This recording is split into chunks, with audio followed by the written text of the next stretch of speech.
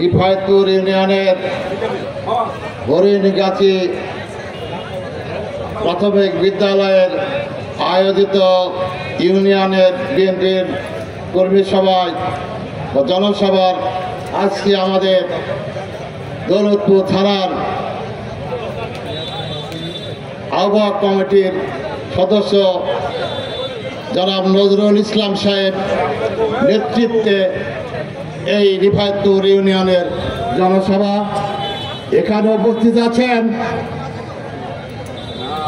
আমরা দীর্ঘদিন কি কষ্ট করে